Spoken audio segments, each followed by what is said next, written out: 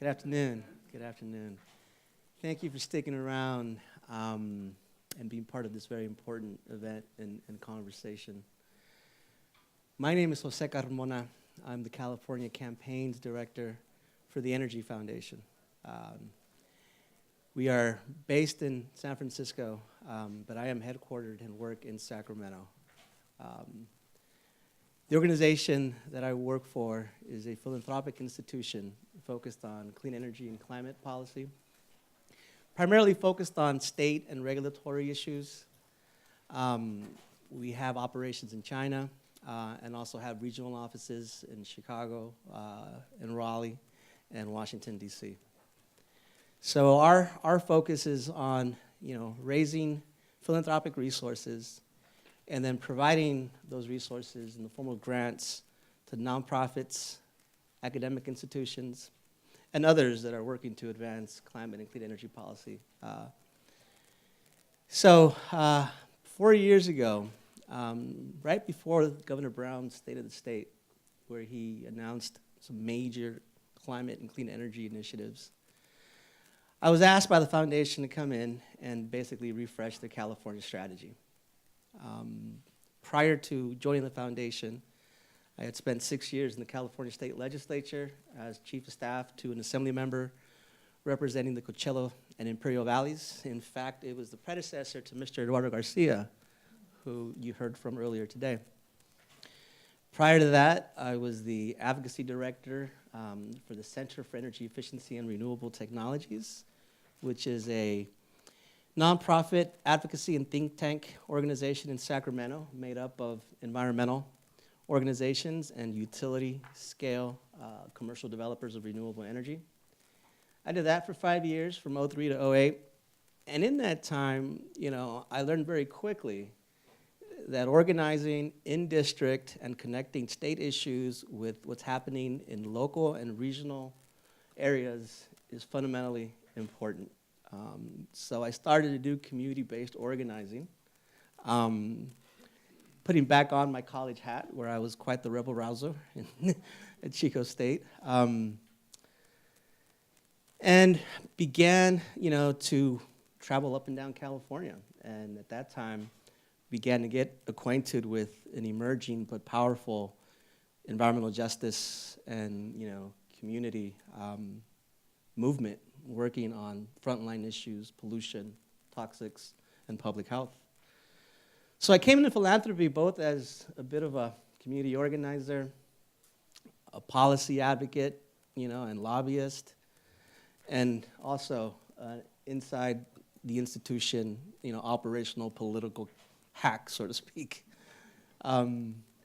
So when asked to develop a strategy that would help get California's leadership on these issues to the next level, it was with those skill sets in mind that it was done. And what was developed was something the foundation hadn't ever pursued before. And what that was a very poignant focus on the political assessment of what it was going to take to move these issues in Sacramento, particularly given a swing of, targeted legislators that had tough politics because of particular industries or interests in their district that they had to be responsible for. But also, a big affinity for business and jobs as part of the political platform. That was something we aimed to respond to. So the strategy focused on 3 core constituencies that had historically been underinvested in. That included the environmental justice community. It included organized labor and workforce development organizations. And it also included clean energy business voices and interests. The idea and the goal and the narrative was to facilitate the new clean energy economy in communities, in regions that suffer from economic and environmental blight. And the investment upside, given the resources from the current climate program, in particular cap and trade, was something that a lot of interests in the state had hung their hat on and hoping to shape how those resources were deployed. It was a very different strategy because we also included a regional component, which had not been historically done at the Energy Foundation. Typically, again, it was very top level, very executive kind of branch strategies, and very little understanding, I think, of some of the political and legislative complexities that we were dealing with. So we focused in the rural parts of the state, with the focus in the Central Valley, big ag industry, big ag region. We focused in the LA region because of its industrial footprint and size and scope. And we also focused in the Inland Empire, which in California is San Bernardino and Riverside counties. An inland metropolitan region that is seeing a lot of demographic change as well as political change, given it used to be a very red region, it's suddenly becoming purple and inevitably blue.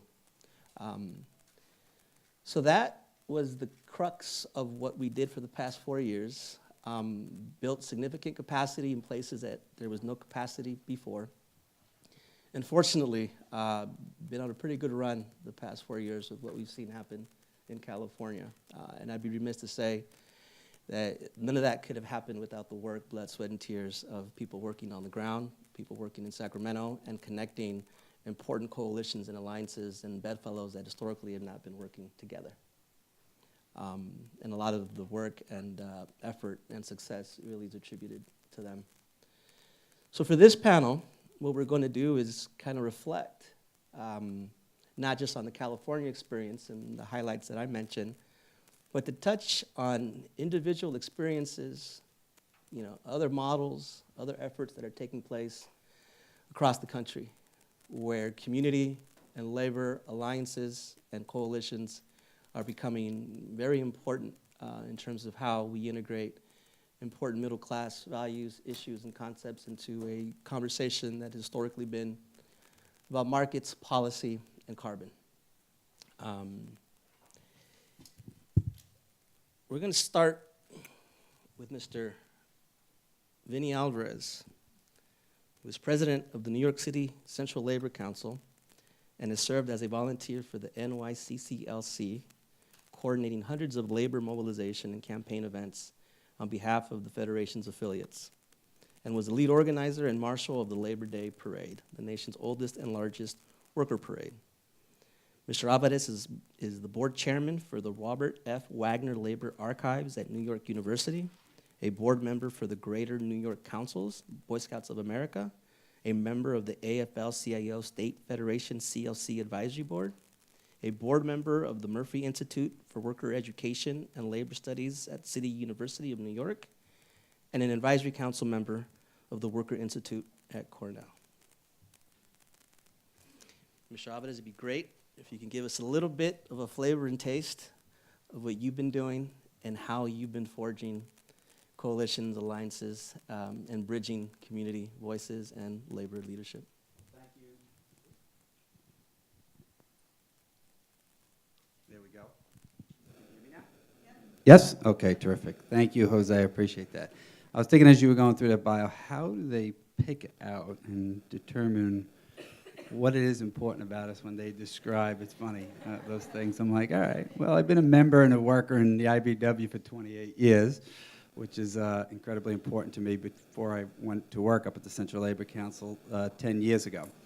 And so many other, I think, aspects of our careers which help us to build the alliances that are necessary to do this type of work. And I want to thank Jose and all the members of the panel, of course, and everybody who's here today to talk about this important work and this one aspect of it, which I think is incredibly important, alliances, because like any of the work that we do, whether it be in the climate in the climate discussion and creating policies which move us to which help absolutely mitigate the effects of climate change and reverse some of the effects of climate change. Alliances are so critically important to the work that we do in the labor movement each and every day, fighting for workers' rights and improving workplace policies and protections.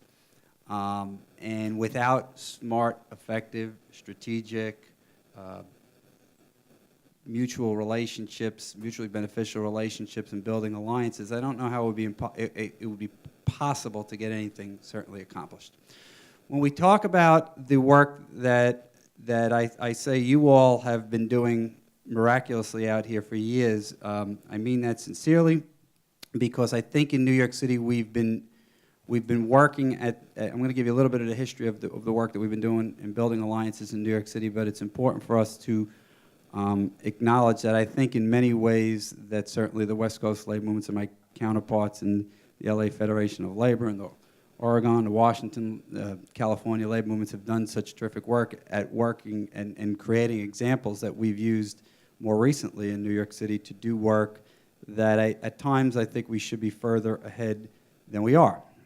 And we have been. So if you go back about 10 years ago when I was working with the IBEW and then went on staff at the Central Labor Council, we started to do work with a group at the time called Urban Agenda in New York City that I know some of you who were in the room would recall and remember. And we knew that this was going to be a slow process of building up alliances, but if we were ever going to make progress dealing with the power structure in New York City and bring in all of the various components and workers within the three sectors of New York City labor movement, the building sector, the building trade sector, the public sector, and the private sector labor movement, dealing with the very, very, very powerful real estate industry in New York, and the financial sector as well, that we would have to make sure that we were working closely with members of the environmental justice community, members of the New York City labor movement, government, academia, and building up as much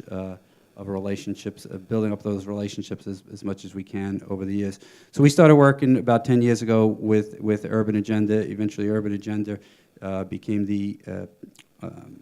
was morphed with organizational changes and that they had into Align. And then the New York City chapter of Align worked with us over the past, again, 5 or 6 years. We worked on a project called Climate Works for All in New York City, dealing with essentially,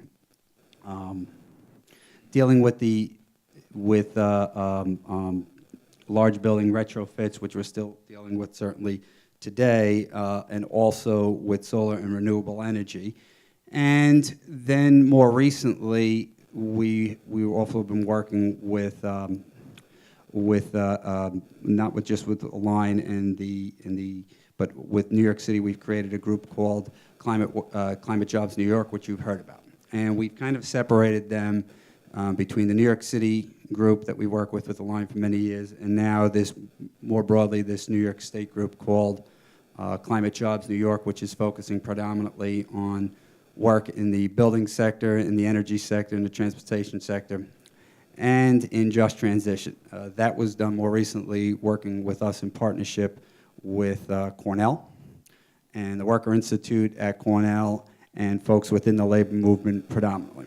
So why it's just important to give you just a little bit of the background of the institutions and the structure is because I think the success that we're beginning to have today really has its genesis and its roots in reaching out and building these alliances and building up the trust, as was spoken about in the last panel, the need to have trust and make sure that you're doing work and building those relationships with local alliances on the ground like we have for several years at dealing with these issues. When we talk about what it means, and one of the bases for the discussions when it comes to climate and the discussion in New York City, when we talk about what it means in not dealing with climate change in New York and dealing with issues like we dealt with more recently over the past several years in New York City, but more recently with Hurricane Sandy, that there's a practical and calculable cost, I think, to both our work opportunities and our neighborhoods. And I say all this because that's one of the very facts that gets everybody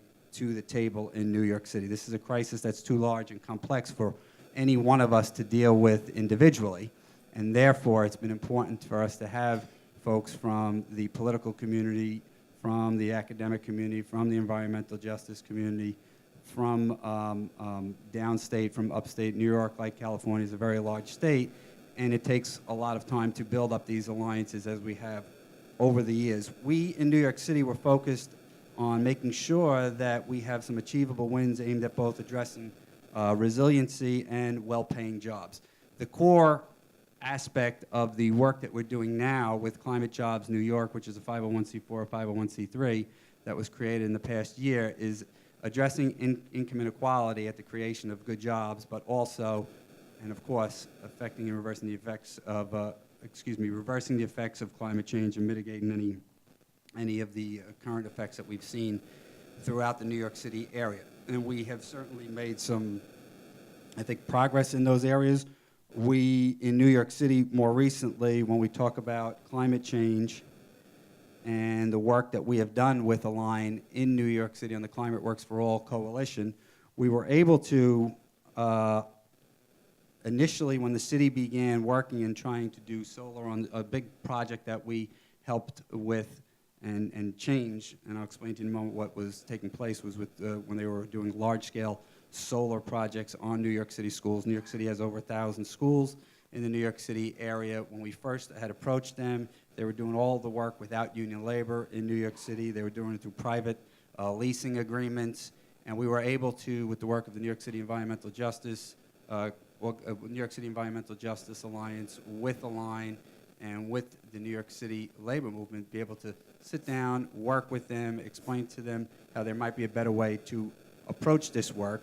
The building, at the time when they were looking at it, in addition to the private leasing agreements, they were also doing it on, they were talking about doing it on, and installing solar on all these buildings with the newest roofs, which actually coincided when you talked about schools and other public buildings in cities which were in towns throughout New York City, which were the most affluent neighborhoods, and they were also ones that were not, they were not within communities that were frontline communities that had dealt with more recently the Hurricane Sandy, and that were in lower income neighborhoods throughout the shorelines of Brooklyn, of the Bronx, of Staten Island, and other areas.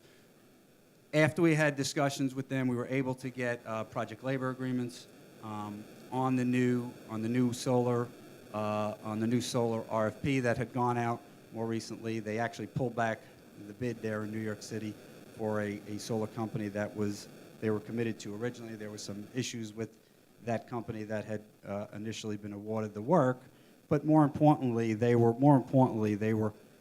seeking to bring, in this case, through with the work of the New York City Environmental Justice organizations and Align, make sure that they were getting to get the input of the lower income communities. And that work is still in progress today. We've done a lot of work in New York City with the New York City government, as well as the state government. We have to manage, certainly, the politics of New York City, as you have to manage here, the politics of California, of dealing with the challenges. I think the greatest challenge of some of these organizations wanted to focus on the 20% or the 10% of that work that we don't agree with sometimes, rather than pursue 90% of that work which we do agree with, which is probably the biggest challenge for us when we build these alliances, to make sure that we get people to focus on that and move forward and make some progress and build up the level of trust that is going to continue to be needed going forward.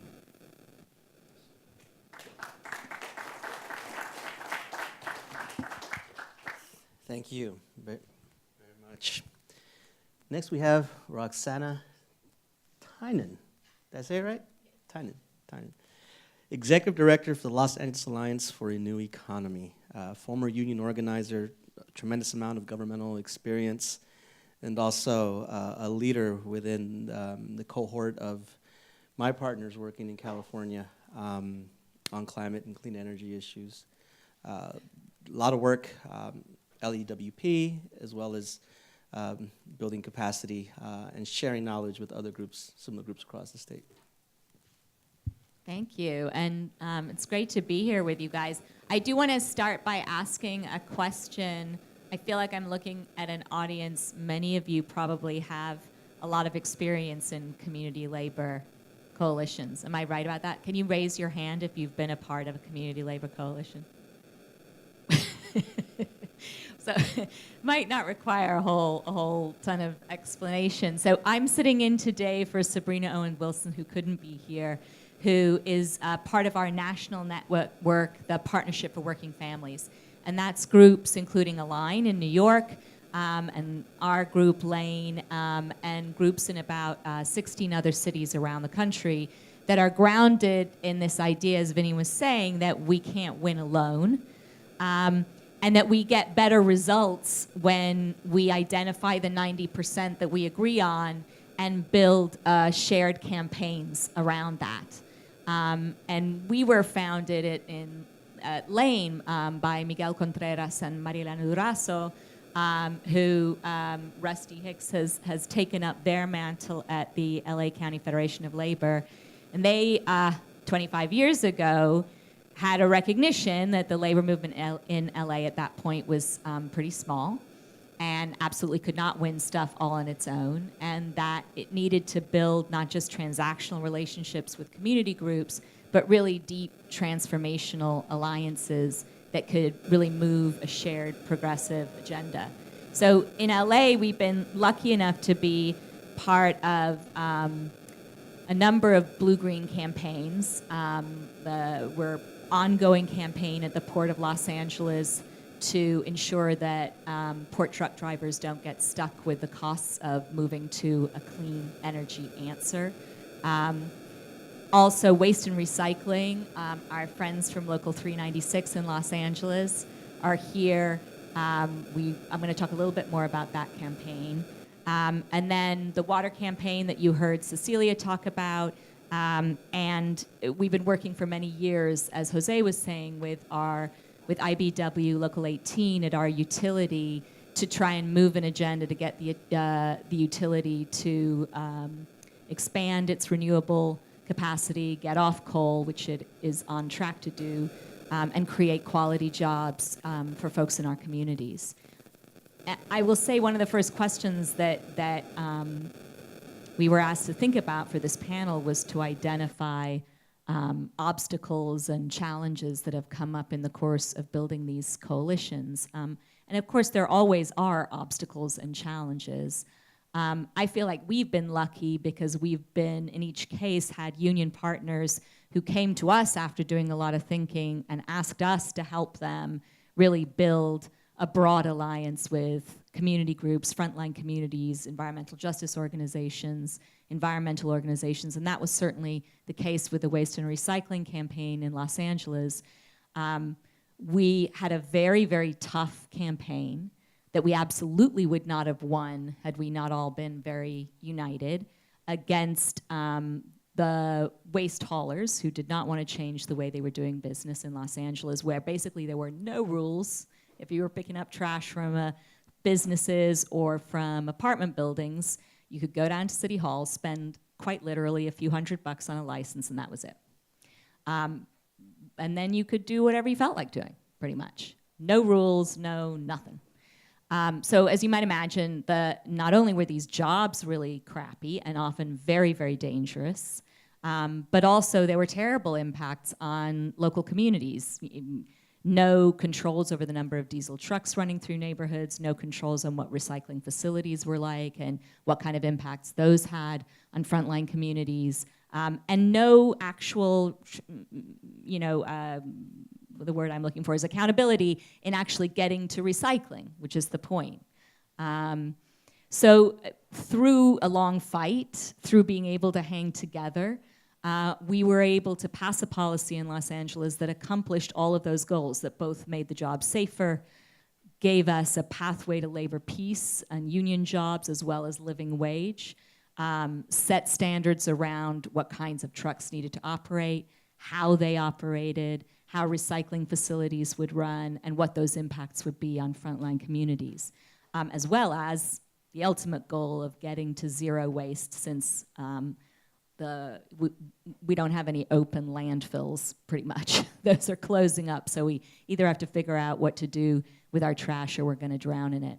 So we had a rocky rollout because we were totally revolutionizing an entire industry that had gone from zero regulation to actual regulation. But we've really smoothed things out because we've been able to work with our partners. You know, we always say half the fight is winning a new policy and the other half is actually implementing it. Both of those things need a lot of time and attention. But I would say in all four of the campaigns that we continue to work on, this issue of really building long-standing relationships and trust, that is what carries you forward. Everybody has to have skin in the game. Everybody has to have goals that they're trying to accomplish that are real and significant to them. This can't be symbolic on anybody's part. It has to be stuff that it feels absolutely urgent to everybody who's part of the alliance. And those relationships, I mean, as you guys all know, campaigns aren't won in 6 months. They're often multi-year events, and the one upside of that is you have a lot of time to get to know each other. And those relationships are what then carries you through the tough times, the times when business tries to divide and conquer. So I would say that is the core piece for managing those kinds of conflicts. And one story I like to tell about the port campaign, which we are still very much in the middle of, is that we originally won this policy, right, that was going to make all the trucks move to clean fuel, and that has dropped port trucking pollution by 90%, so that's great. But it was also going to create employee status for all the drivers who were misclassified as independent contractors. So that got appealed all the way up to the Supreme Court, and unfortunately we lost. We are now turning it around. It's 5 years later, and we've been able to make some real exciting progress working with folks like Julie Sue at the State Labor Commission to reclassify folks as employees and to give folks a pathway to unionization. But there's a long way to go. And I will just say that one of the most moving things to me was that the folks who did perhaps the best job of defending employee status and the Port of Los Angeles's legal right to make that a requirement were the lawyers from the NRDC. And you know, they made this incredibly compelling case around workers' rights, and it was so much more compelling. Of course, we still had a crappy court and we didn't win, but you know, we should have won, and it was fantastic that those goals had been so internalized by our partners on the green side of the equation that they could deeply argue for the blue side of the equation. So I'll stop there.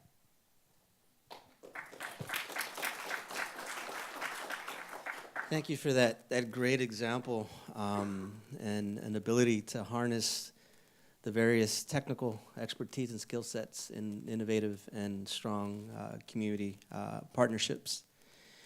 Next we have Ms. Barbara Byrd, Secretary Treasurer of the Oregon AFL-CIO, and has been a union member for over 25 years.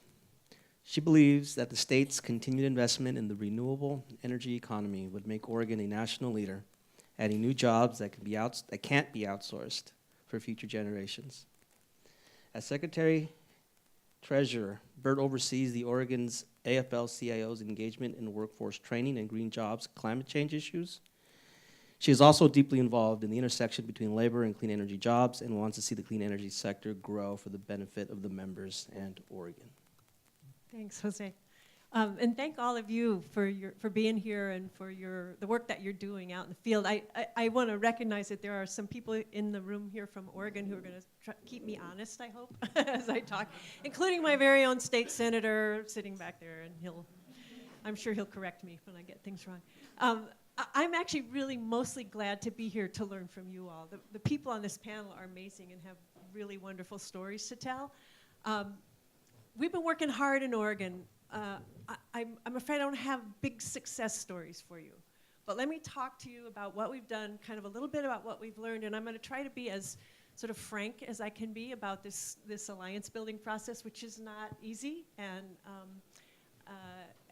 I feel sometimes like we've made one foot forward, a couple of feet back, but we're working on it. So in 2006 was when I started getting involved in this. The Oregon Apollo Alliance was founded that year. And we had no budget and no staff. But in just a few years, we were able actually to help support some important pieces of legislation in Oregon, including the state's first renewable portfolio standard, tax credits for the development of renewable energy, energy usage reduction quotas for public buildings, incentives for energy retrofits in residences and schools and so on. And all that legislation included some labor standards, and some of that legislation included equity goals as well. When I look back on that, I remember that we were in the middle of a deep recession.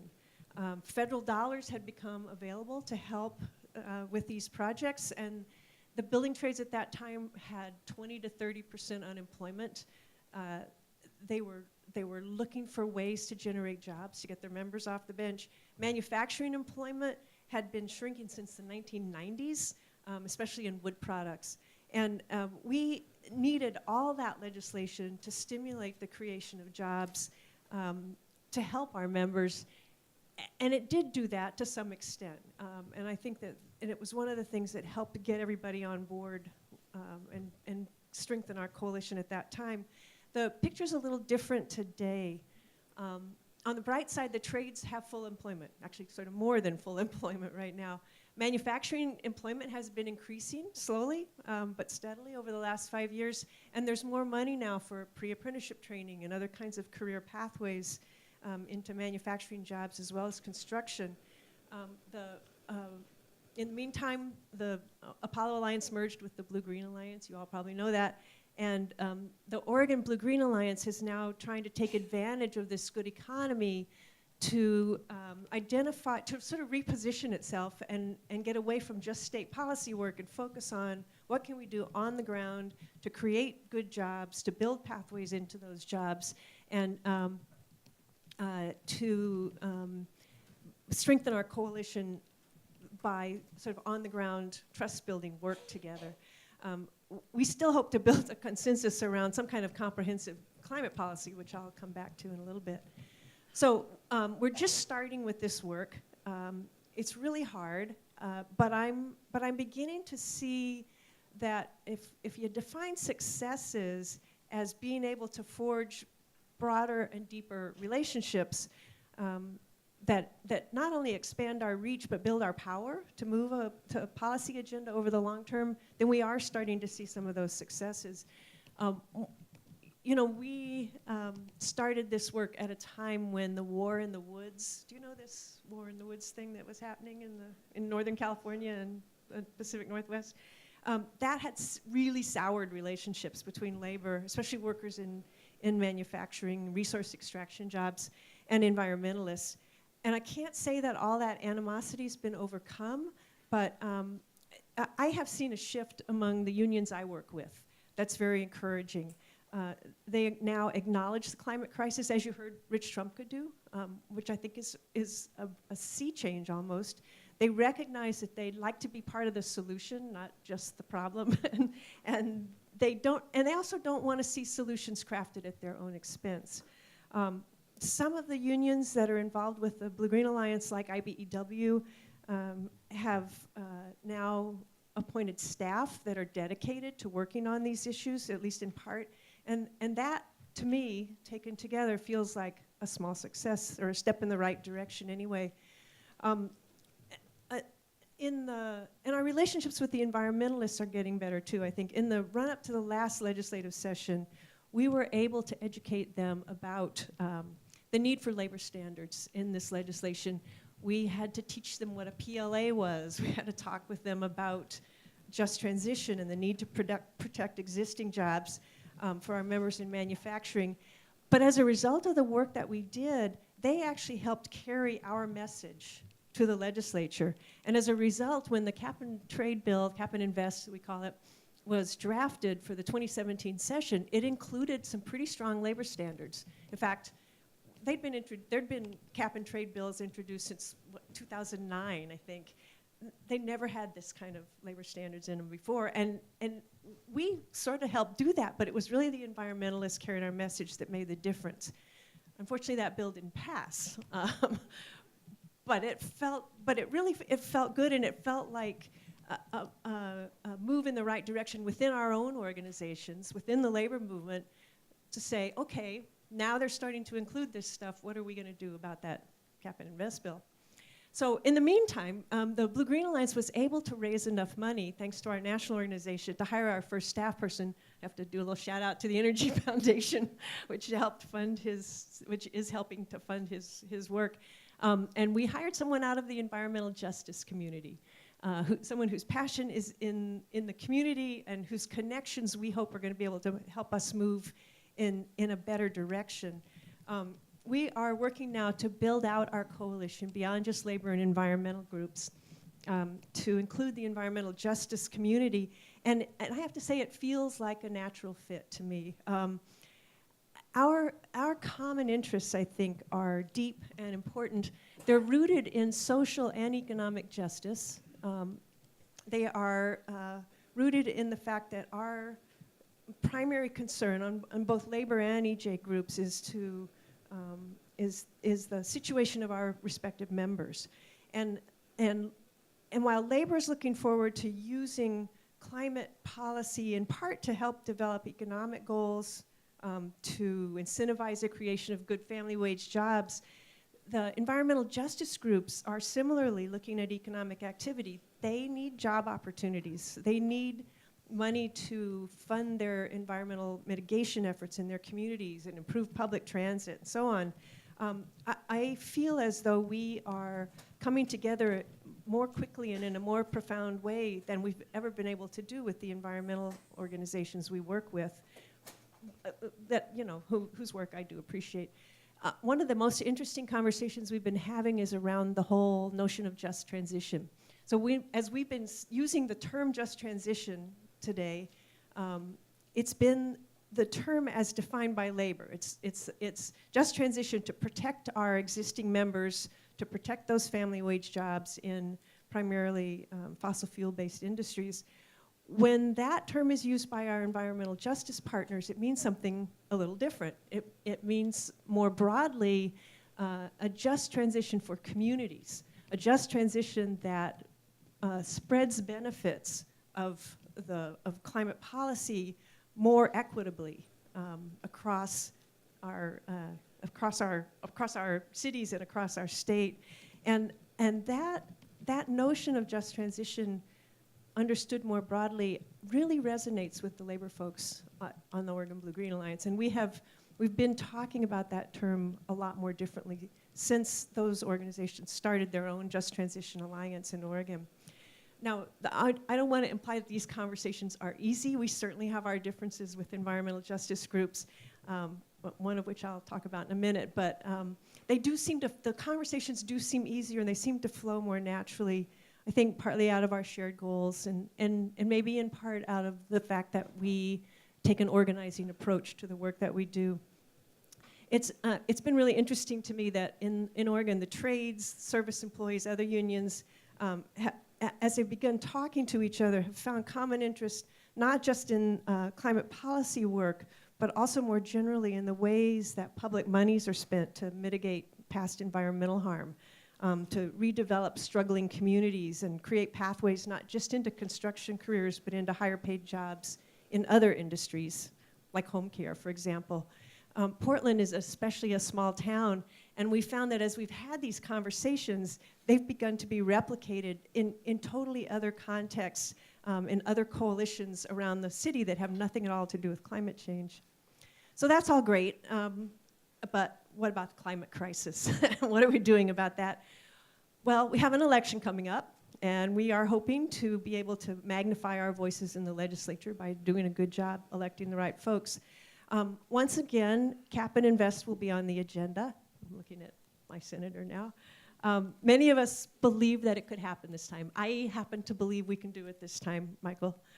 But it's not going to be easy. One of the things that's happened since all of this work began last year is that the environmental groups who really want to pass this bill are now kind of fighting with the environmental justice groups who don't like the idea of cap and trade.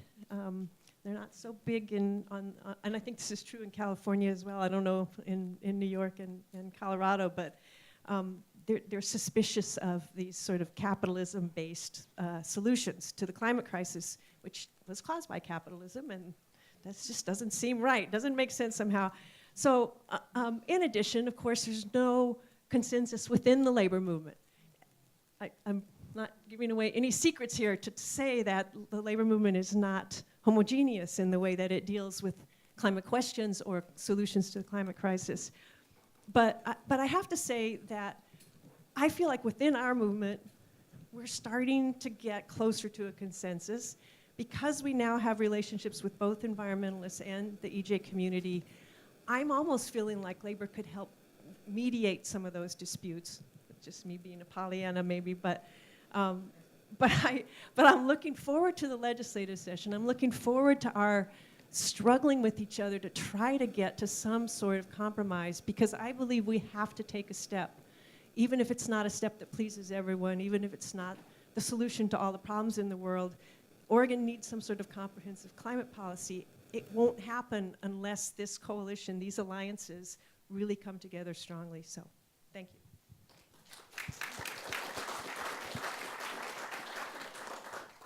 Thank you, Barbara. I think it's both admirable and smart, right, that you are, going into communities that you're looking to build relationships with and then finding talent from that pool and bringing them in. I've been privy to labor organizers, primarily in the Central Valley, UFW former organizers, making a very easy transition into the EJ organizing world and being very, very effective. So it's good to see how those two constituencies reciprocate each other's skill sets. Thank you for that example. Next we have Lizeth Chacon, Executive Director of Colorado's People's Alliance. She was a founding board member of the Aurora Welcome Center, now called the Village Exchange Center.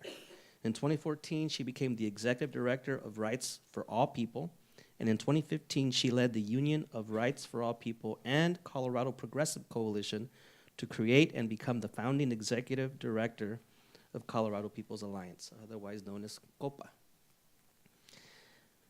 Ms. Chacon is also the founding executive. In 2016, she co-chaired the statewide ballot measure that successfully increased Colorado's minimum wage to $12 an hour by 2020 and co-created the statewide immigration resistance table. Chacon continues to lead collaborative efforts on climate, economic, immigrant, and racial justice issues and currently serves as the board president of People's Action. Thank you so much for having me. Buenas tardes. We got you all after lunch, so I hope that you all are staying engaged and sort of being part of the conversation. I'm going to keep an eye out, call you out maybe if you're falling asleep.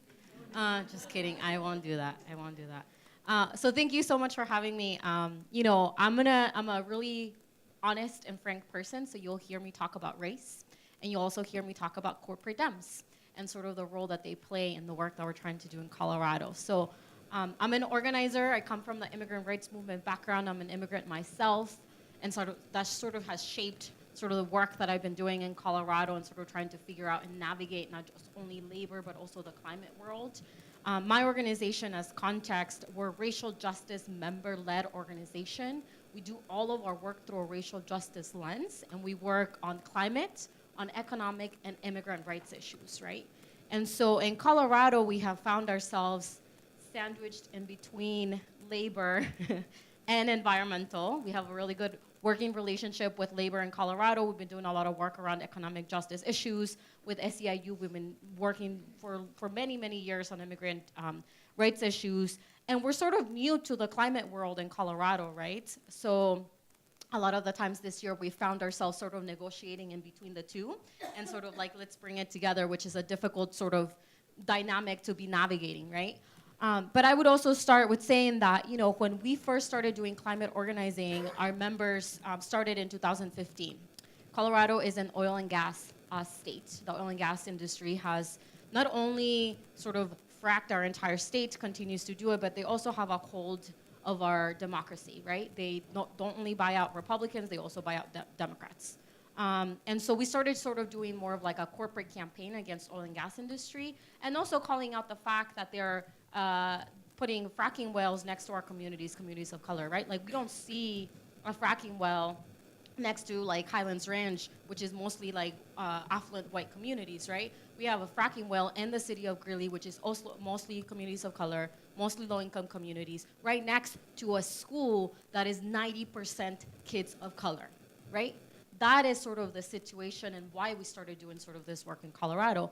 And when we came into the sort of the climate space, we felt like people were not talking to each other, right? It was sort of people fighting for themselves in the different areas. And for us coming from the immigrant rights movement, I feel like sometimes there's a little bit of over collaboration. We do so much work together, which is amazing, but it was such a dark and day contrast, right? Like it was such a big contrast from coming to the environmental movement. So that's the first sort of step that we had to take to really change the way that we were doing work in Colorado. And then also I would say, right, like we've had some challenges because we don't shy away from talking about race. We also don't shy away from saying no when someone invites us to speak at a press conference and you didn't invite us to be actually part of the process of creating the policy that you're sort of trying to implement, right? Like we will not be tokenized. And we're really sort of open and clear about that as well. And so last year, as a member-led organization, our members decided, you know, we have a water justice campaign, and they were like, you know, the oil and gas industry is a huge monster to tackle, and we have to look at things in a different way. So 7 of our core leaders, who are mostly folks of color, some of them are undocumented, started thinking about like, well, why don't we just start thinking about moving Colorado to a just transition? And why don't we just start thinking about making that transition for our state? So we put fillers out, and the only group that sort of came to the table and said, we want to work with you and figure this out was Food and Water Watch. Everyone else was sort of too busy in their own worlds, too many things going on, and didn't really, to be honest, took us seriously. They didn't think we were going to actually move anything forward. And part of the reason is also because Colorado, who's in a purple state? Because you might get, oh, I might be the only one. Only Sam, but you're in Colorado too, Sam. But being in a purple state is hard, y'all. Like, it's hard work, right? So we've had the Senate controlled by Republicans for a long time. We've had the House controlled by Democrats by a long time. So we do a lot of message bills, right? Because you pass it in the House, it fails in the Senate, and then nothing happens. So that's like sort of the difficulty that we have. But for us, there's 2 ways of doing a message bill. It's the right way and the wrong way. And we were able to do it the right way because we were clear on what we were wanting to do.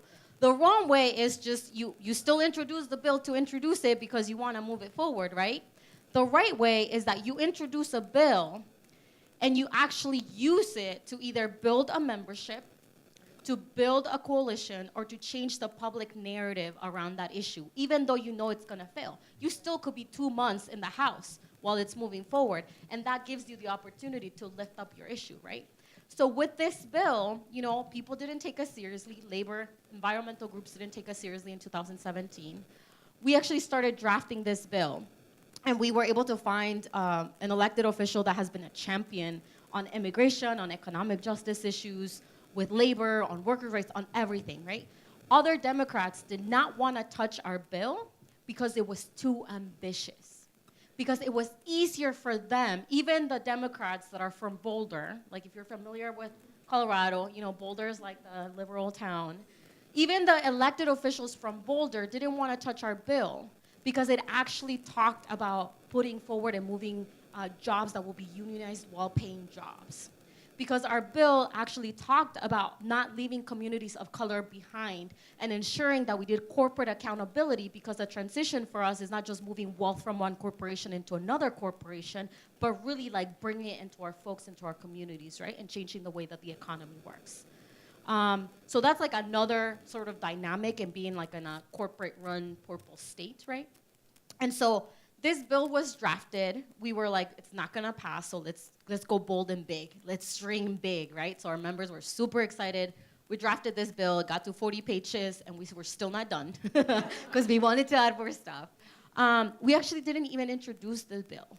Before the bill was introduced, we actually had, I had so many frank and direct conversations with so many amazing union leaders and environmental leaders that were honestly pretty pissed off that we were moving this forward, right? But to me, you know, you had the tough conversations. When I hung up, I was like, yes, you know, they are paying attention now. We got their attention. So the bill was never introduced. And so to me, it was a super, super successful message non-introduced bill because we got the coalition, right? At the end of the legislative session, we said, well, do you think we're gonna stop because the legislative session is over now? No, we're just getting started. So let's actually start talking and having these difficult conversations around how do we do something that's gonna include labor, that's gonna include faith, that's gonna include environmental groups and move this forward. So we've created a collaborative, we still don't know what we're called, but we have labor, right? We have AFL, we have NRCD, almost got it, still learning. And we have the AFL. I'm actually co-chairing that with the AFL, the president of the Colorado AFL-CIO. We have SEIU, DALF, all the labor folks. We have the environmental groups, and then we have community groups, right? Which still we have to do a lot more work, right? Like the only sort of racial justice groups that are part of this conversation is my organization and the NAACP. Which presents a lot of challenges, right? When most of the folks at the table actually don't reflect the communities that are most directly impacted by this issue. So we still need to do a lot of work on that way. And the way that we started this sort of collaborative, it was with the commitment to struggle with each other, right? And something that I've shared with the folks that are part of it, and I think you were mentioning earlier, we cannot do this in that transactional way. It can't be, oh, well, let's figure out what we can put forward together and then go away, right? It has to be transformational. And we have to be willing to build transformational relationships with one another. We want to be successful. Because if we are in a relationship with each other, then when those tough conversations and discussions happen, we actually will be able to be upfront with each other, have those conversations, figure out a solution, and continue to work with each other rather than like getting mad, walking away and being like, I'm done with this, right? There's so much at stake that we actually owe it to our communities to struggle with each other and have those hard conversations for us to be able to move something like that forward. The other thing that I think is we started with values, and we're just FYI, we're just in the middle of it. Like Friday is our next session. Wish me luck, because it's gonna be a tough one. But we started with values. The whole first session that we had, we didn't actually talk about what I wanted as COPA in a just transition, right? We didn't talk about what the labor folks wanted. We didn't talk about what the environmental folks wanted. We actually talked about why I cared about this work. And in that conversation, you had folks that work like in the coal, right, industry that said, yes, I wake up every day and I feel it every day. Things are changed. That completely shifted the way that we were looking at this work and got us invested in one another in a different way because we shared our personal stories first of like, why are we even in this job? Why do we even care? And I think that really helped us to change sort of the way that we look at this work and really leading it with values. And for us, it's really important. We don't know how far we're going to get by the end of the year, to be honest. The ideal thing will be that we have our principles, that we have sort of a draft policy that we can move forward in 2019 during the legislative session. But we don't know if that's going to be possible, right? We want to make sure that we have a definition, like you were saying. When we say just transition, that means something to our members.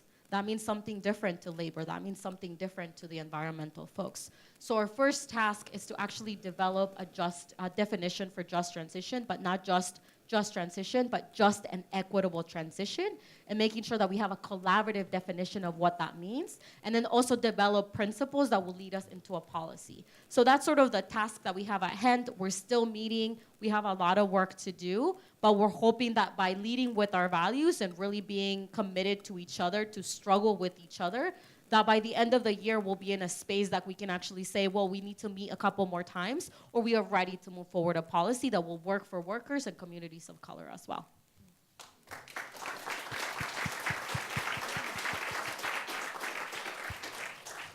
Whatever she said, I think she said. As a fellow practitioner of message build strategies, I appreciate that tactic very much so. And as an example, here in California, in my prior life as chief of staff to, state assembly member, we ran a bunch of climate bills before the governor announced his platform and direction. And it was like pulling teeth to get the community, both EJ and environmental and others, to pay attention. The reason we were paying attention is because we were seeing what the other side was doing and planning and getting ready to do. And unfortunately, we didn't get their attention during that year, but it was enough to get the attention of the foundation, because inevitably that got me my job. Right? So it works if you do it well and you do it right. So I appreciate you sharing that inside baseball strategy, because it definitely can serve as a catalyst, so thank you. Next, we have Rebecca Newberry, Executive Director of the Clean Air Coalition of Western New York. She has more than 10 years of experience in developing and managing successful issue campaigns, including environmental enforcement, climate and energy policy, and state budget legislation. Ms. Newberry is a strong facilitator, trainer, and coalition builder with multiple successes in building programs and teams from the ground up, managing and supporting people through coalition tensions, and demonstrating a passion for strategy and collaboration. Her work with Clean Air has been featured in national and international publications such as Grist, Mother Jones, Bill Moyers, and Al Jazeera. Thank you. It's wonderful to be here. Can you all hear me okay? Yeah? Okay. Great. So my name's Rebecca. I'm from Buffalo, New York, which for folks that aren't familiar with New York State geography is on the opposite side of the state from Vinny. And it is a whole different world, as I'm sure he can tell you. So I'm born and raised in Buffalo, and I was asked to come here, I think, to talk about our coalition work with organized labor in my hometown, particularly as it applies to transitioning a coal-burning power plant that was operated by NRG Energy in upstate. So to give a little framework and I guess ground us, around the time that I was born, we had a steel plant manufacturing company called Bethlehem Steel. I don't know if folks are familiar with Bethlehem at all. But the year I was born, they laid off 7,300 workers. And of that workforce, about 1,100 qualified for a pension. And so my family personally was touched by this. And I think even to this day, there is a legacy of the steel plant closing. So much so that we have an Erie County executive that has dedicated, still 30-some years later, his tenure to transforming this site. So thinking about coal transition, I think this is very important because my experience organizing is that the most successful campaigns I've worked on are grounded in place and grounded in community and are directed and driven by the people who are most impacted by policies and decisions. And I think the transition to coal, away from coal, and the energy transition we're experiencing now is no different than that. And so I wanted to start off by sharing some words from Arthur Sambuki, who was the United Steelworkers president in Local 2603, who was the president of Bethlehem, the steelworker local there.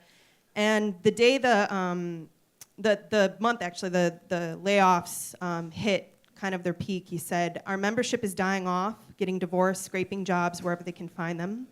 One worker was found hanging at his home after his job ended. Nobody calls us.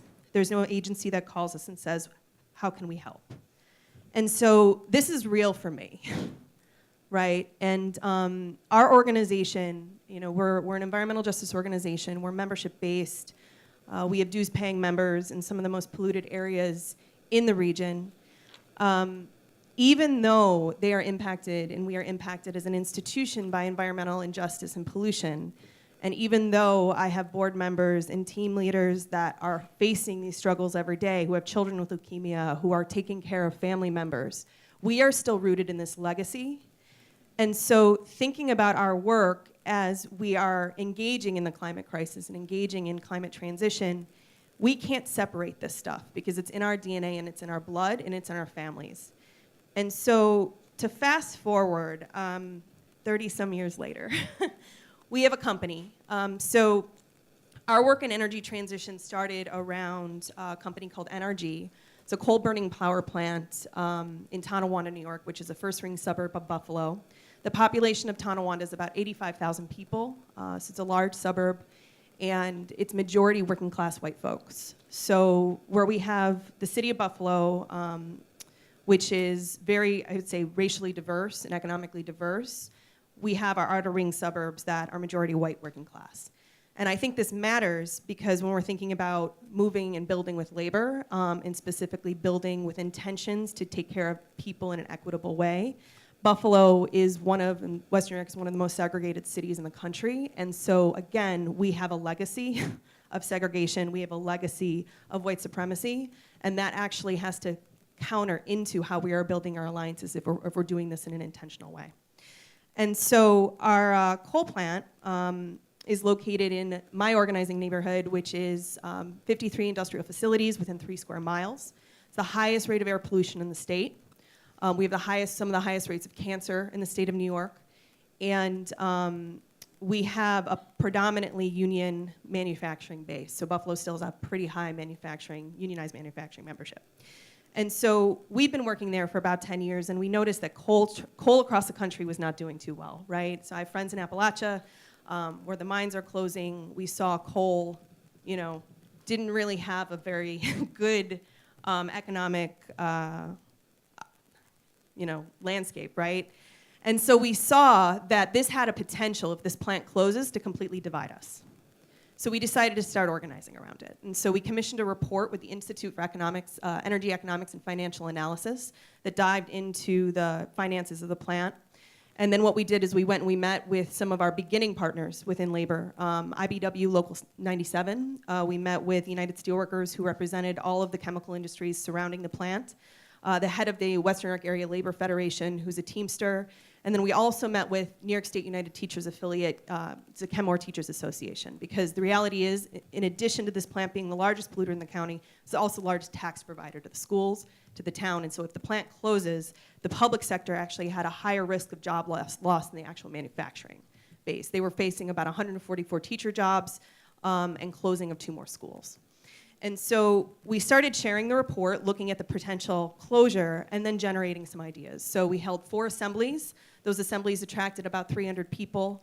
And we shared the report and said, look, who do we got to take care of? This thing's going to close, and how do we take care of them? So this was all, mind you, before NRG announced the plant was going to close. And so from there, about 2 years, we continued to do coalition organizing work. So a lot of that had nothing to do with the plant. So we ran a book drive where everybody in the environmental justice and environmental groups thought I was nuts, because they're like, who cares? Like, why are you doing this? There's like giving away like 20,000 books, right? But we did that because, number one, our members need books, right? That's a thing. We did that because the Teamsters actually helped bring these books from Albany to Western New York. We did that because we were able to distribute them through the United Steelworkers Hall. And we did that because the teachers in the district actually needed books for their classrooms. So this was a way to engage all of the affiliates, all of our base. People got to know each other, practice working together, and then evaluate that. We also did things like film screenings on the Koch brothers, because everyone hates them. And it was a very good way for us to learn with each other, for our bases and our rank and file to actually meet each other. We did book club readings, because if anybody knows, I'm looking at you, Vinny, Dick Lipsitz from the AFL-CIO, he loves books, right?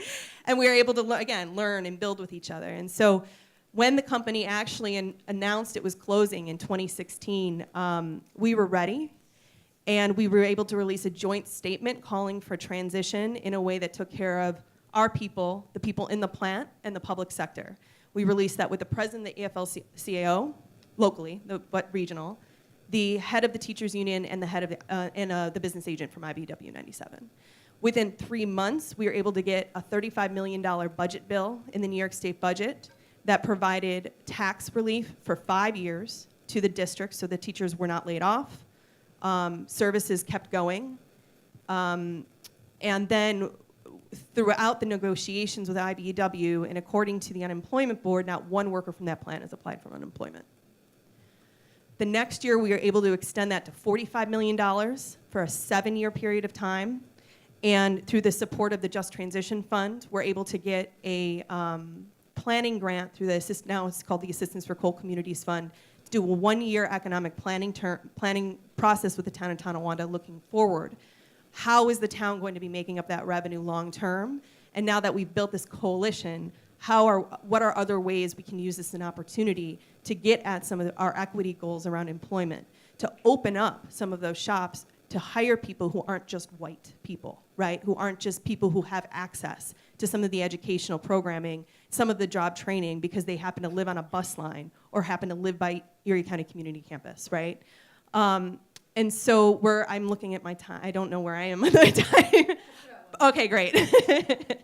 And so now, over the next year, what we're hoping, because that plant takes up about the majority of the town's waterfront, working with labor to be able to initiate a remediation in a way that's consistent now with the town's economic plan, in a way that actually supports the community that lives there.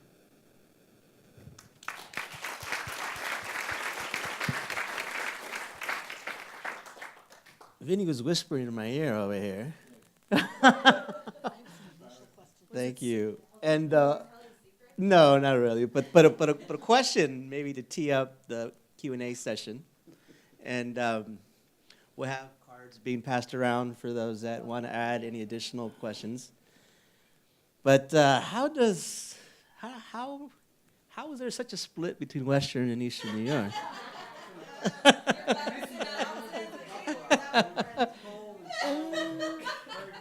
They think they're better than everyone else does. So. I'm just picking. Yeah. We're not upstate, Vinny. We're not upstate. I'm just picking on Vinny. There are a couple questions I would like to ask the panel to spark this part of the discussion. And of course, all of you, or one of you, or some of you can respond. But the first question I wanted to ask is, all of you talked about the need for trust and long-term relationship building in this work, and that oftentimes that is riddled with tension, right, and challenges. Can you speak to some of the best practices or some of the things that you all have done in your respective areas, to help resolve or reconcile some of those, and which of those might be transferable, and universal to other states and other places dealing with similar issues?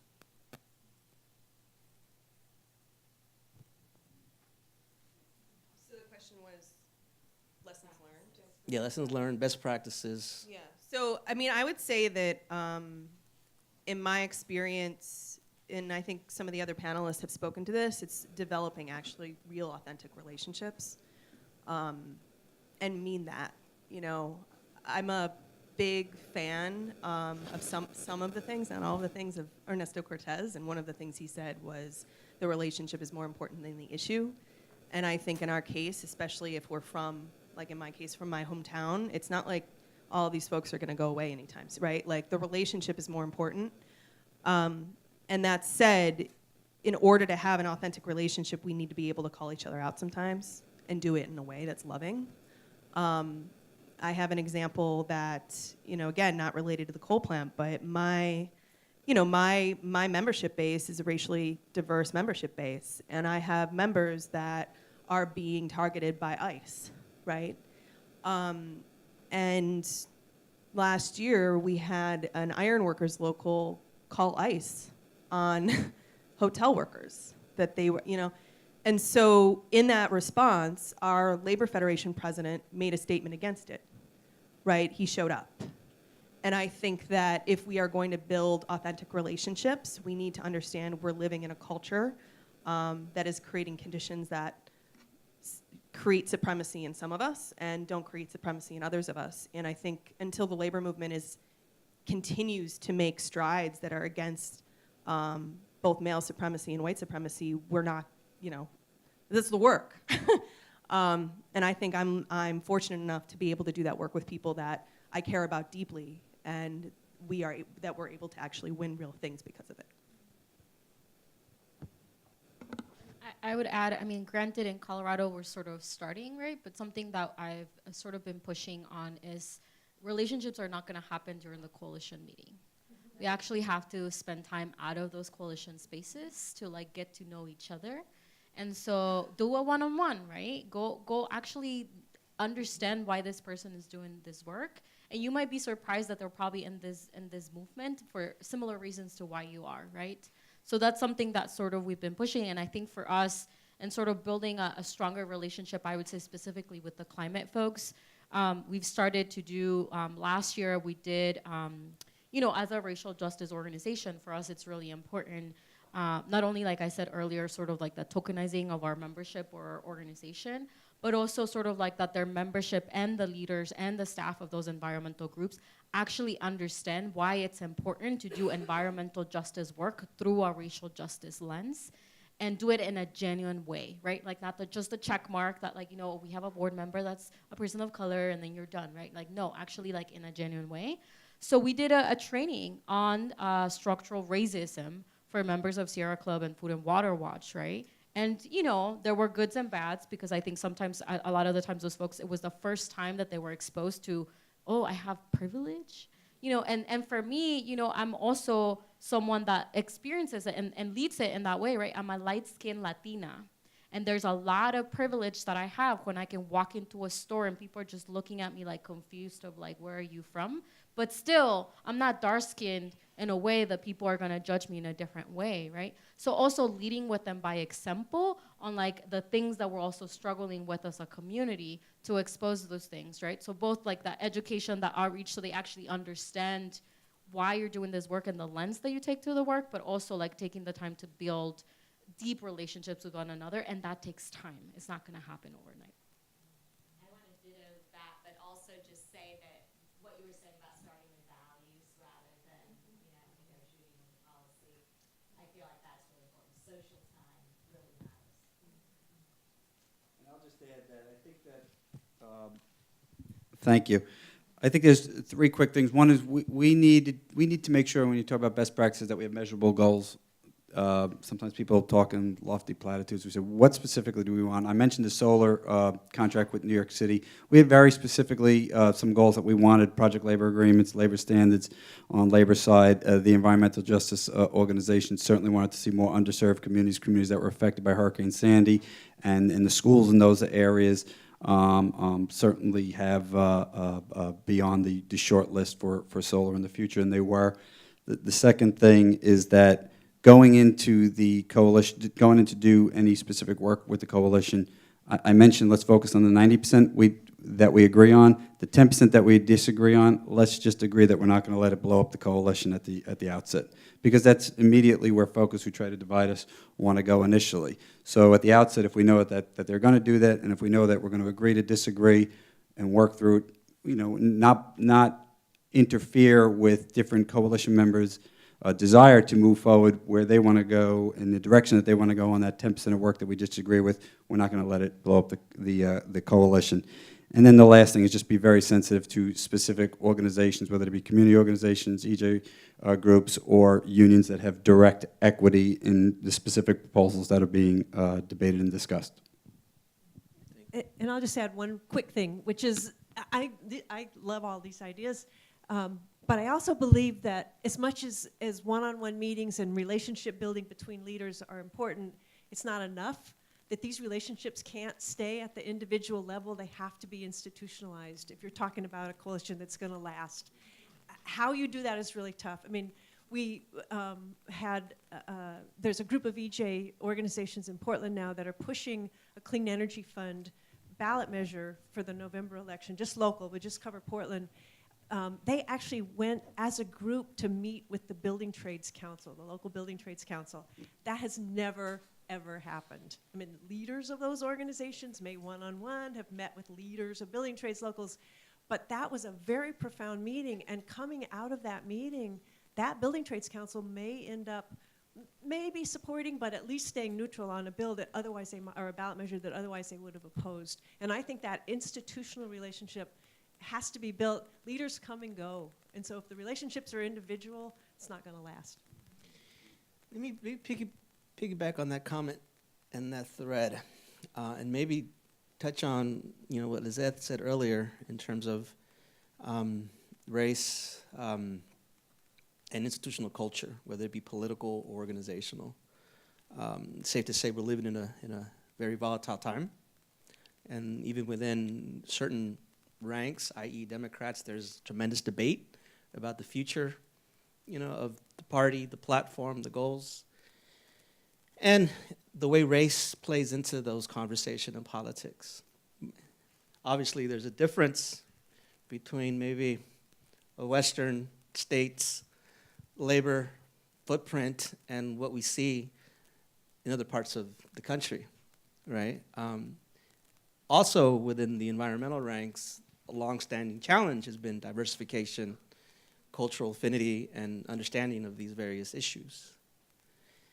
As you're talking about labor, community, and EJ alliances, right, and cultivating these new long-term relationships, how are those issues being discussed in terms of changes, transitions, generational or otherwise, that might help foster this type of dialogue and these types of alignments even further?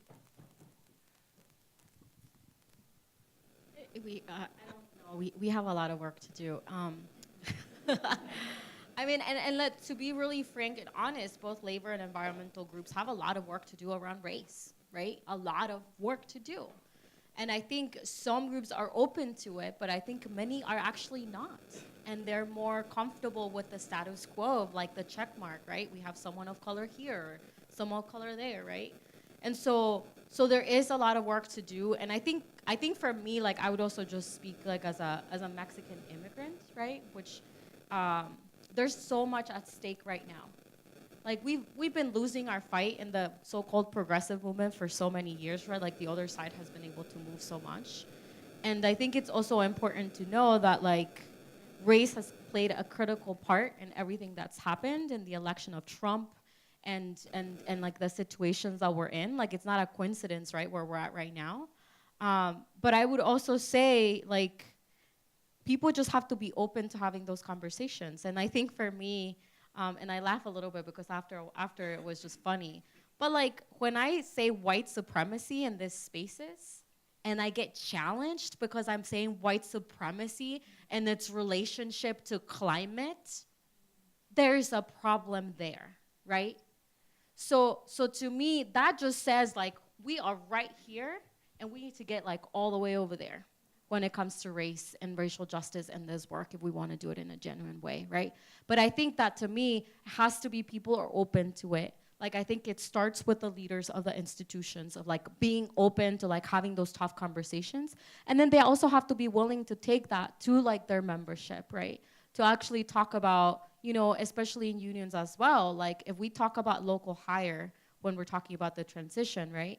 To be open to saying like what's the component here for communities of color, right? How are we actually looking at like lifting up communities who are most directly impacted by climate change and corporate polluters, right? So I don't have a clear answer because I feel like we're still sort of pretty much dealing with it. But just to say, like, I think for y'all, like, be open to listen, right? Just listen from people's personal experiences and don't dismiss it, right? Especially like for me, when I still have family that's undocumented, right? When my dad is someone that can barely speak English, has been working at a meatpacking plant for the last 18 years, is about to retire and is not gonna be able to afford it, right? But then his story and the story of my members get dismissed in this conversation, right? That's not okay.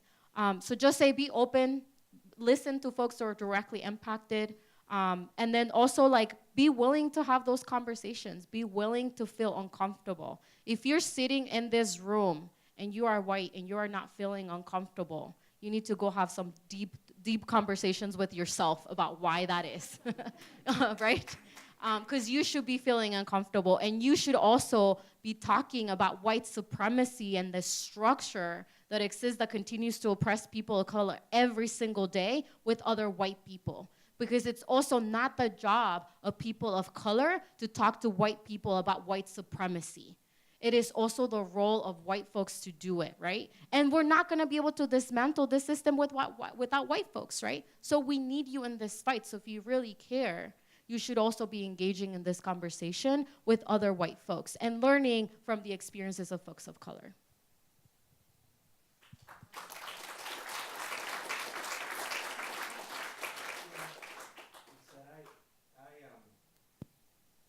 Sometimes have to remind people that California always wasn't a blue state, and that the generation of leaders that we have now, like the Owens, right, the Alvarez, right, others.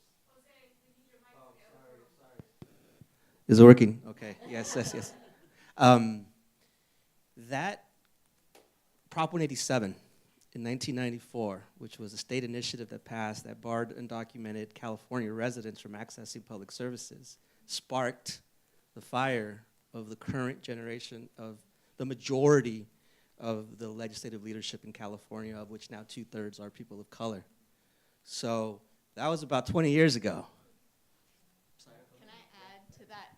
Just to say that I think we need to give the California labor movement some credit here too, that this was in Los Angeles alone, right? Aerospace shuts down in the 90s, we lose 1.5 million jobs, and we bring in 1.5 million folks from Mexico and Central America largely who save the city's bacon, literally. And because our labor movement led with embracing immigration as critical to the country's success, because we have union leaders who come from immigrant families and folks like Maria Elena and Miguel who really led the labor movement in this progressive direction. And, thinking about like the Justice for Janitors strike and the fact that the workers who led that fight, many of whom were coming from explicitly leftist political traditions, particularly in Central America, and who we have to thank for moving the labor movement in a very different direction, or certainly a faster direction than some other parts of the country. And so I would say, too, a very intentional set of goals from the labor movement to say that they were going to elect folks who represented communities and who were also going to be warriors for the values that we care about. We have a couple questions from the audience, again, to the panelists. Sometimes it seems as if coalition reps form strong relationships of leadership and trust, but they fail to bring their members on board. Their members are not engaged or malinformed, and many remain opposed to the initiative. How do the coalition leaders turn their members into engaged supporters? Well, I think, firstly, with this issue of climate, the members, in particular, the younger generation of members are ahead of a lot of the leaders with regard to getting out there and getting out in front and being proactive in supporting, whether it be legislation or building alliances that are going to mitigate the effects of climate change. And so, while sometimes there is that dynamic which exists where some of the members, or where there's a disconnect between some leadership and members, I think with regard to climate change, it's actually closing, and each and every day and year that goes by, it closes even more, which is a good thing. It's a positive thing, and you're seeing much more, a lot more groups, certainly in New York City, that are willing to become part of these alliances more formally. I mean, I just returned from an overseas delegation with a group from a labor group from New York City to Denmark to study and work with and meet with folks from the offshore wind industry. We had members from the building and construction trade unions, some other private sector unions, public sector unions, as well as the Worker Institute at Cornell. And I think that one of the things, we actually had that discussion while we were over there, and there is an overall consensus that we should be engaging more out front publicly with our members about this, and that they are a lot more receptive than I think, in particular, the younger generation than in previous years.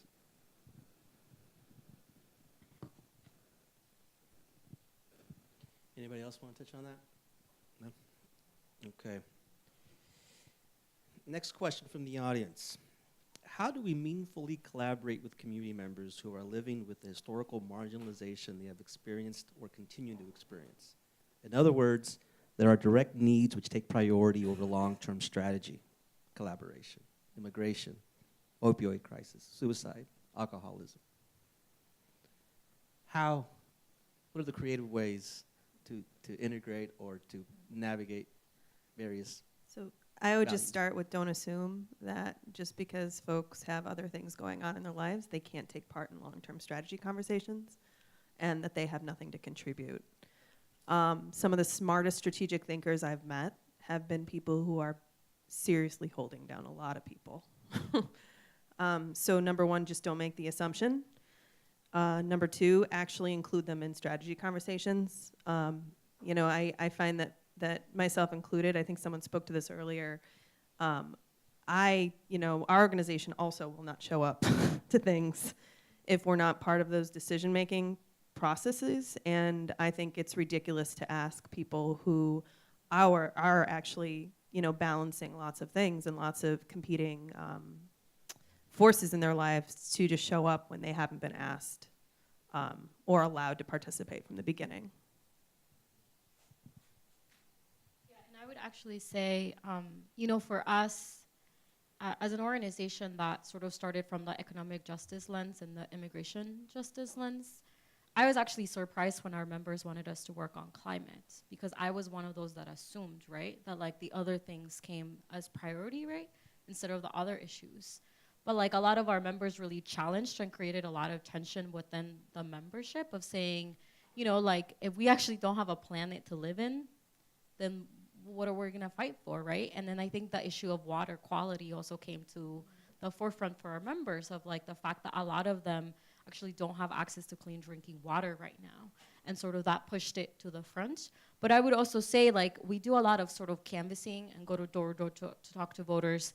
And every time we lead through issues, we never lead even on our sort of political arm. We don't lead with candidates, we lead with issues. And we always ask people, well, what issues do you care most about?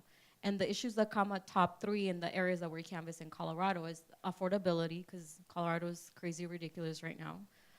Then the second and third are always sort of like immigration or climate justice.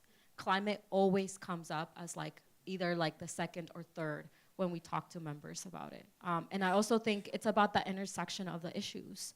For us, affordability is a huge issue for our membership. We're actually looking at doing the work on the just transition as an economic justice issue, as like changing the way that we have the economy in Colorado is not working for our folks right now. So how do we actually create a renewable energy economy that would actually shift that and actually work for our folks, right? So you just also sometimes have to just frame it in a different way. And if you involve them in the strategy, then they're part of changing and shifting the way that you move it forward. Yeah, I agree with both of you, and I would add that it's not just involving them in the strategy, it's letting them lead with the strategy. Our EJ groups have started, some of the organizations have started a new coalition in Oregon called the Just Transition Alliance, and they're setting the agenda now, and I just keep telling my labor brothers and sisters, just be quiet and listen for a while. You know, maybe there's ways we can support this effort, and I'm excited actually about this local ballot measure that I mentioned for that exact reason. That's their ballot measure. If we can help support it, we will, and I think that's one way to deal with this. Provide childcare at meetings and seriously, like, bring food.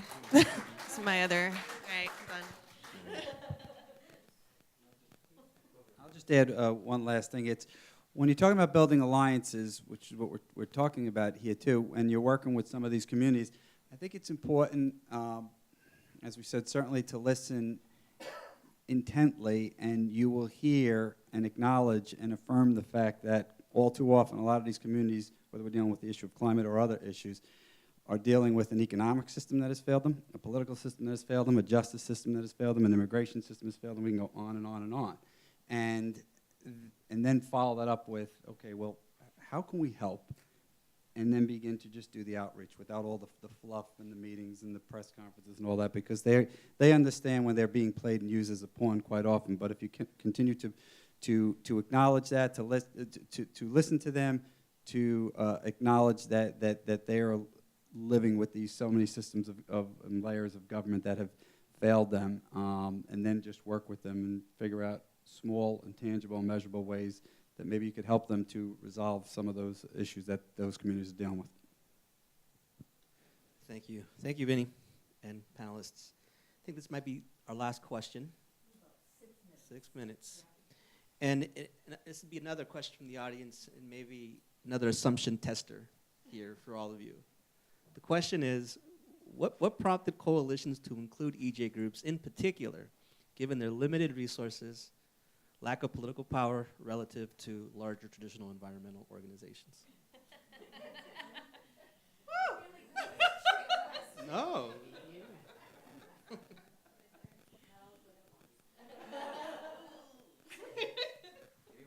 Anyone?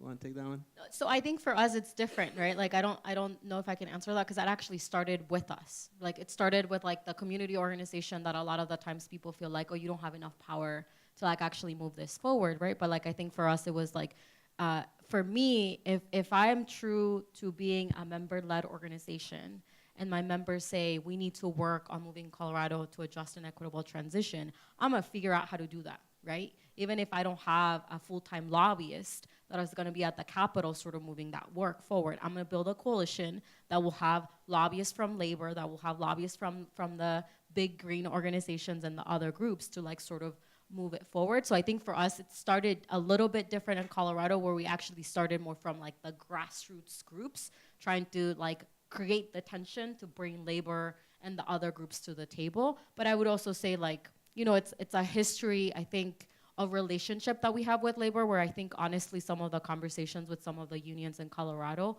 were easier for us because we had been in the battle on the economic justice issues and workers' rights for like years now, that I think that relationship sort of carried us through the months of like really difficult conversations to get us to like the collaborative that we have now.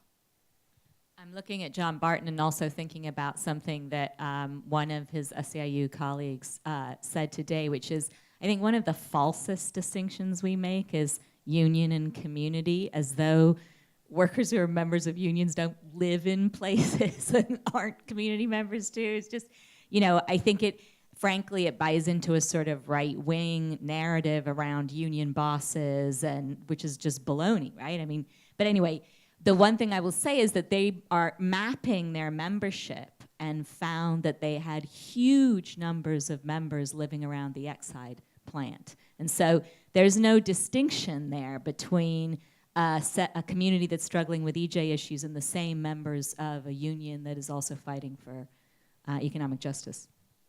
Very, very good point. And I think it was, and then that John did a statewide analysis where they found at least 80% of their members were all living in Cal EnviroScreen communities, which is the metric that defines and prioritizes where investments and prioritizes program benefits in these areas. So a lot of overlaps. Thank you all very much for very enticing, raw, and candid conversation on these very important issues. Thank you all for sticking around and providing the important questions, and look forward to the continued discussion and events and activities happening today and throughout the rest of the week. Thank you very much.